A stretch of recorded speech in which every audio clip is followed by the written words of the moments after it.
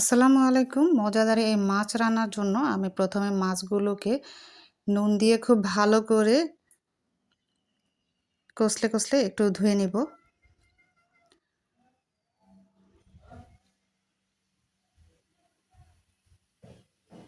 কষলানো হয়ে গেছে, এবার আমি পানি দিয়ে ধুয়ে নিব। এভাবে লবণ দিয়ে মাছ কষলে পরিষ্কার করে নিলে এর মধ্য থেকে যদি ছোট আঁশ থাকে সেগুলো বের হয়ে আসে এবং আরও বেশি পরিষ্কার হয়। তো যাই হোক, আমি ৩-৪ বার মতো পানি দিয়ে ধুয়ে তারপর এগুলোকে পানি ঝরিয়ে রাখছি। তারপর এর মধ্যে দিয়ে দিচ্ছি নুন আর হলুদ। তারপর খুব ভালো করে মেখে আমি তেলে ভেজে নেব, উল্টে পাল্টে লালচে ব্রাউন করে তারপর আমি এগুলোকে তুলে নেব। এবার চুলার উপরে কড়াই বসিয়ে রান্নার তেল দিয়ে দিলাম।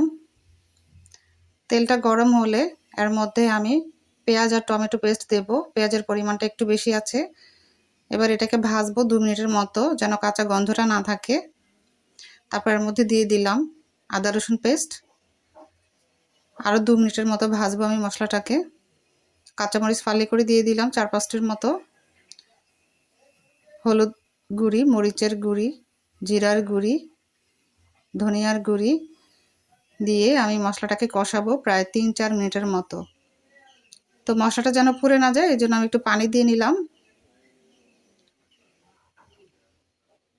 স্বাদ অনুযায়ী লবণ দিয়ে নিলাম। এই যে মশলাটা কষানো হয়ে গেছে আর তেলও ভেসে উঠেছে উপরের দিকে। এ পর্যায়ে আমি পানি দিয়ে দিলাম। বলক আসলে আমি ভেজে রাখা মাছগুলো দিয়ে দিচ্ছি।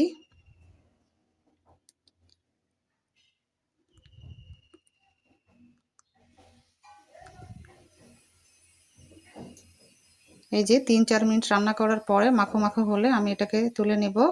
তৈরি হয়ে গেল মজাদার মাছ ভুনা। আল্লাহ হাফেজ।